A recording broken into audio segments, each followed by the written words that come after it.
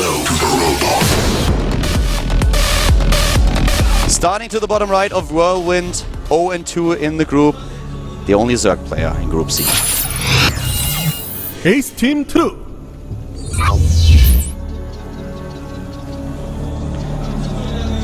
Can True pull it off? Can he bounce back into this group? Can he make a comeback? He's up against the #1 ranked player in Group C at this point.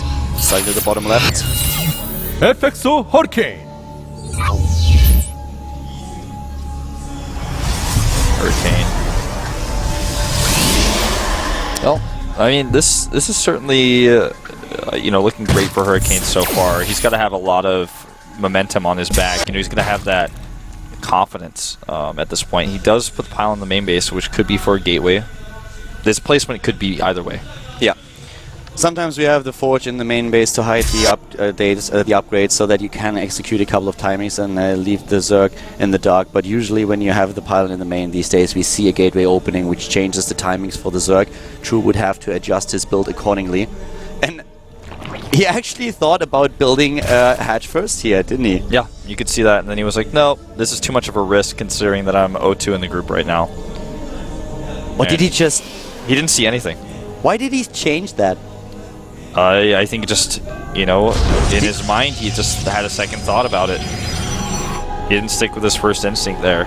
That's a little bit weird to me. Like, this is really interesting. It's also very interesting positioning for the pool now. Yeah. It's kind of in your face at the front. The probe scout for Hurricane's not going to find out about this for quite some time. He goes for a Nexus first, despite the fact that he has a pylon in the main. Just going to be that Forge in the main that we discussed briefly earlier to hide your upgrades and throw your opponent off a little bit. Well, the scout goes to the top right, so Hurricane is not going to find this immediately. I feel he could have gone away with the with the hatch first. It's something that a lot of Zergs are trying to squeeze out these days, but we've seen also in the recent games that the cannon rush itself is still very, very strong. We have to leave your probes at certain positions, on hold positions, so that they cannot be a bit of a pocket where the cannon is then being hidden. But right now we have a standard opening for True, and he will start his third base very soon. There is already the drone, so 3:55 is when we see the third hatch being built, and the Zerglings are already there to take down the probe as fast as possible. Yep. He wants to send that probe right away to third base. Well, and now he's already taken so many hit point losses, I don't think he'll be able to. It's going to be close. And in fact, sends it directly to the watchtower for some reason. That's not going to see anything. And look at this.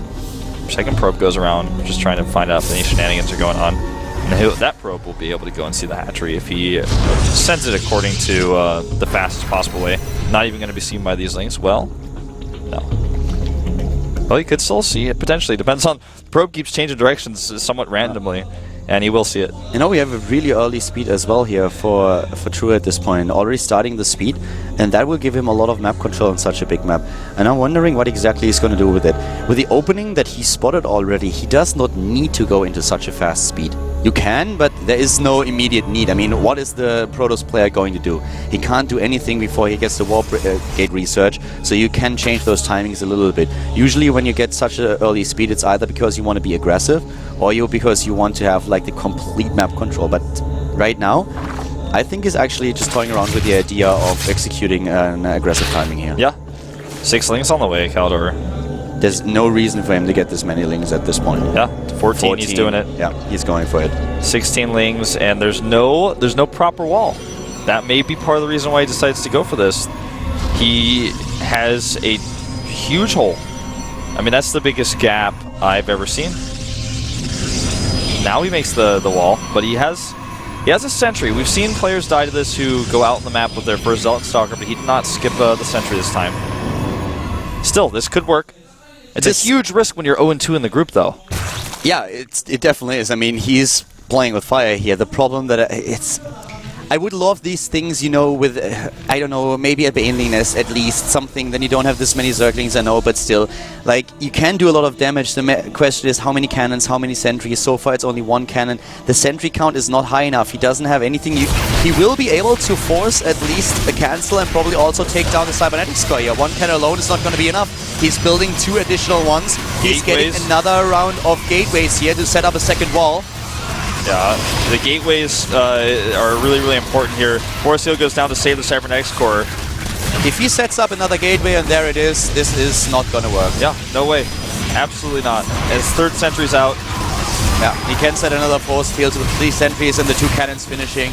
He's losing already a lot of units here. There the Lings are in, but there's another force field. He lost the core though, and that's bad. He should have tried to save that with the force field. Yeah, that was a little bit weird that he let that one go. And you know what? He's a little bit exposed here on the right side. Yeah, but he can't really stream through just yet, and here's the force field to save him, and he holds. And the Void Ray is about to be out to help out as well. He needs to start a core though. Yeah. He needs to start the core. I was really surprised that we didn't see more force fields to save the core. But he has 4 cannons now, and, well, right now I mean, True is transitioning after this now. He doesn't have any tech, though. It's almost as if Hurricane doesn't realize he lost his core. He does now. Now he does. But what's the Harvester count at this point? Looking at the units, we have 32 drones against 46 probes already. And this Overlord is dead. Supply block's True.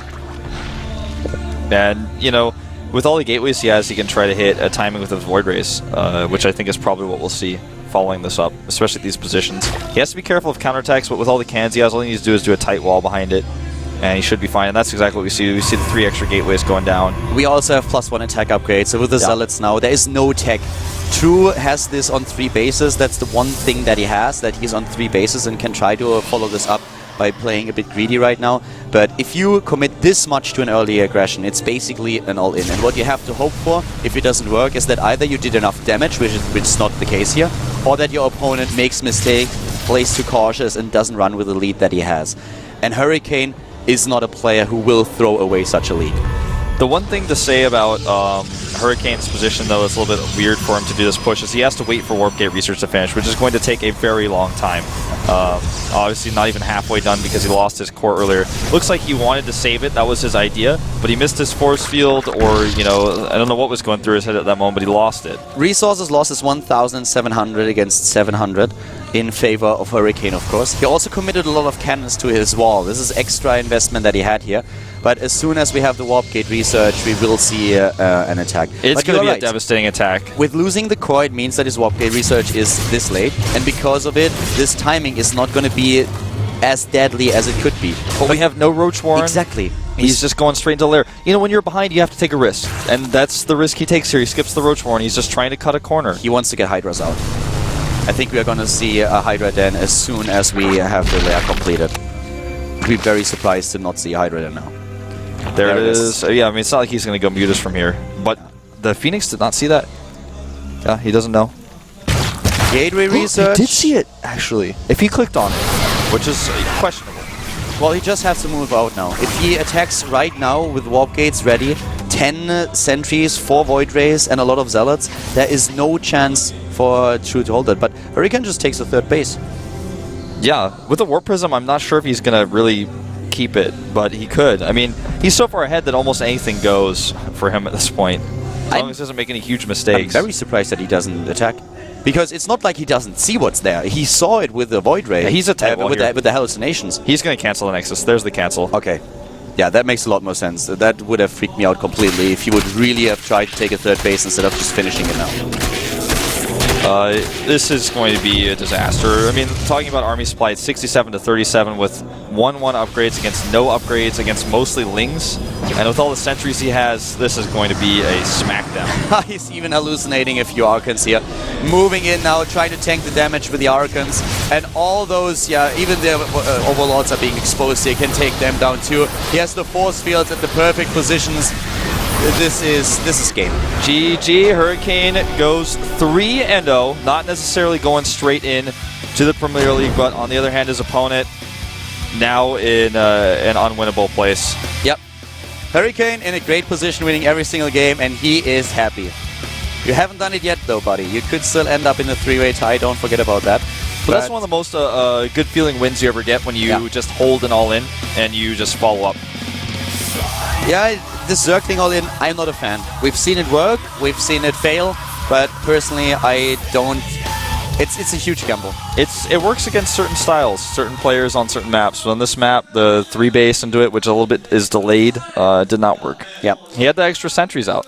he got the sentry out. If you skip on the sentry and you go into a few stalkers first for whatever reason, or yeah, if you skip the sentries, then yes, you can pull it off. But if there's a sentry and a cannon, maybe even two in their scout, then it's going to be really difficult for you to pull that off. I am personally not a huge fan of this build. It's gambling quite a lot. It can be successful, but your opponent has to make a few mistakes. And when he builds a second wall behind the first one and uses the force field spell, then usually it works out quite fine. And that's exactly what we saw in the game. Hurricane not dropping the ball there, and from that point on, True was so far behind. It is kind of an all-in. If you don't do enough damage, you are all in. Yeah, and I mean, that's what happened. it's definitely an all-in. So yeah, he went for it, didn't work, and that's just how it is. And I'm a little bit surprised he goes for that type of build when he's in that place in the group.